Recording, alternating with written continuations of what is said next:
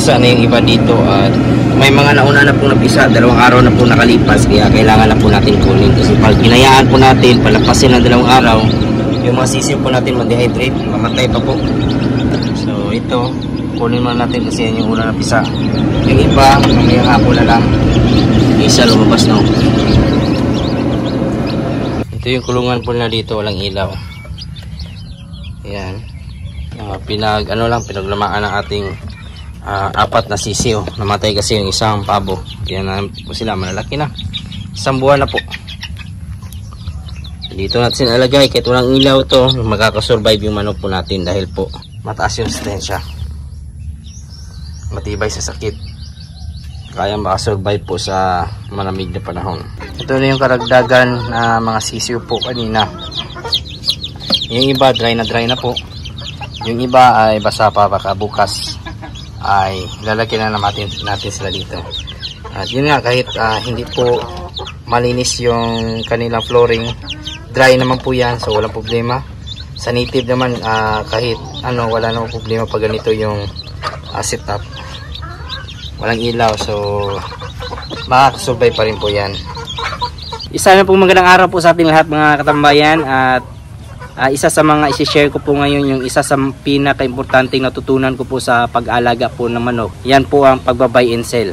Dati nung nag-upisa po tayong mag-alaga ng manok ay puro native po talaga. At nung nag-upisa po tayo, dumami yung ating native at nagbenta po tayo.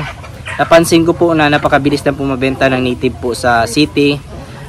Halos lahat kumakain ng native, naghahanap. Kaya nung hindi na kaya ng ating manukan mag-produce po na maraming pangkarne, doon ko po naisipan yung pagbabay and sell. Talagang masasabi ko po na napakabilis lang po ng pera.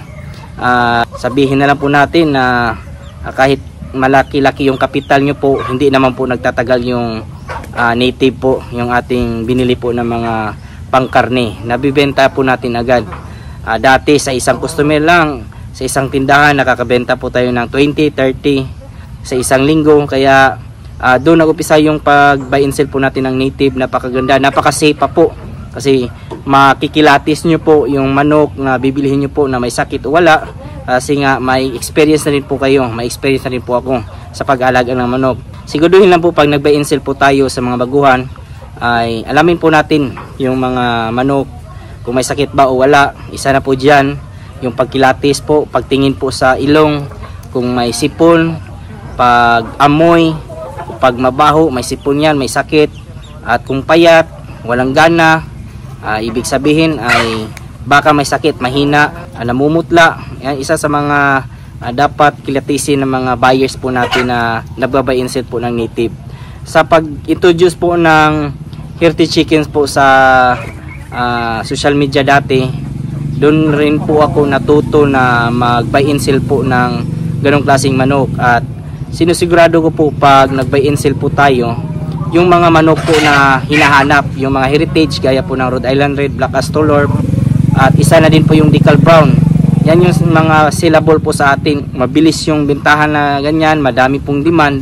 Pag may nakita po ko ng mga nagpo-post sa online, ay ginagrab ko na po, binibili ko na po.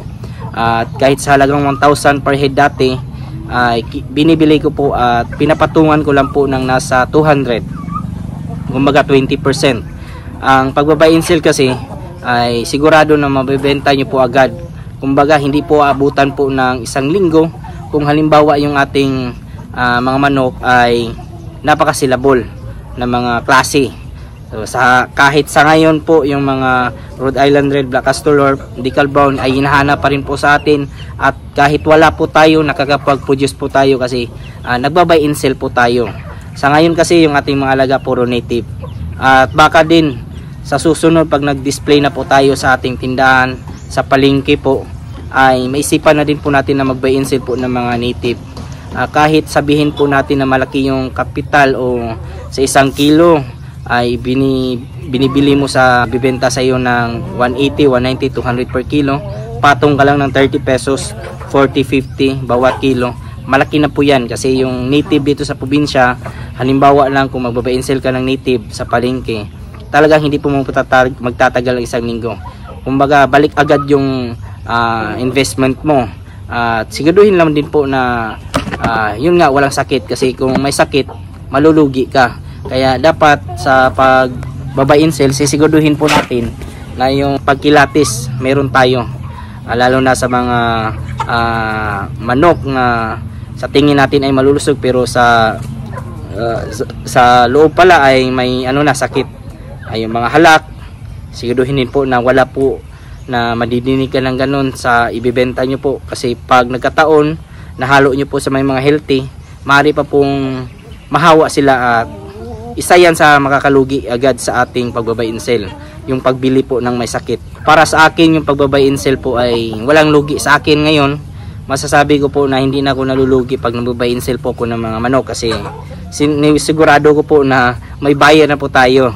At ngayon po ay wala tayo kahit isang heritage dito na napuproduce ng mga sisiw, ay nakakakuha pa rin po tayo kahit paano, kasi yun nga, marami tayong kaibigan, marami tayong kakilala, at marami tayong pukukunan po ng mga sisiw po sa online. Mag-post ka lang na naghanap ka, benta mo sa mga buyer mo. Ganoon ka-easy ang pagbabay in cell, walang sakit sa ulo kumbaga. Isa dun pong tandaan nyo pag nag-buy in cell po kayo, ay yung manok talaga na hinahanap sa inyo, yung demand sa inyong lugar. Huwag po yung bibili ka ng heritage, mag-buy in cell ka ng heritage, pero yung demand sa inyong lugar ay native, lulugi ka nyan, malulugi ka talaga, kasi mahal yung kapital sa heritage. Nasa 800 to 1,000 yung mga quality po na RTL at saka laying, yung pang breeder talaga, so mahal. Kaya siguraduhin na pag nag-buy and sell ka ay may contact ka na rin pong buyer sa mga heritage. So yan yung isa sa dapat nyo pong alamin sa mga heritage po na nagba-buy and sell. Yung native naman po, walang problema, kahit sino pwede mag-buy and sell dyan, kahit walang experience.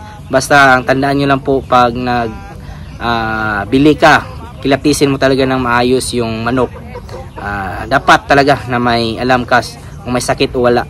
So yan yung isa sa pinaka dapat yung matutunan pag nag-buy and sell po kayo ng native. Pag may sakit yung manok niyo po, sigurado yung mga buyer mag-aalangan po yan sila na bibili. Kahit ako po na may sakit yung manok bibilhin nyo, alam naman po natin pag native, kumbaga organic yan, pero pag may sakit yan, kahit organic yung kinakain yan, ay magdadalawang isip na bibili yung customer sa iyo. Sa sisiyo naman po ng mga heritage na manok, isa din po sa mga masishare ko po pag nag-buy and sell po kayo, ay kilatisin nyo po yung sisiyo kung nangihina, matamlay, kung may maga yung kanyang mukha, nagluluwa yung mga mata.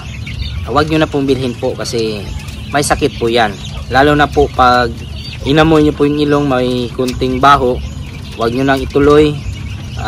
Baka hindi din po kunin niya ng bibili sa iyo, baka mamatay pa po, sayang yung kapital nyo. Ang heritage kasi sa akin, pag ako namili, sinisigurado ko po talaga na maliliksi yung mga sisiw.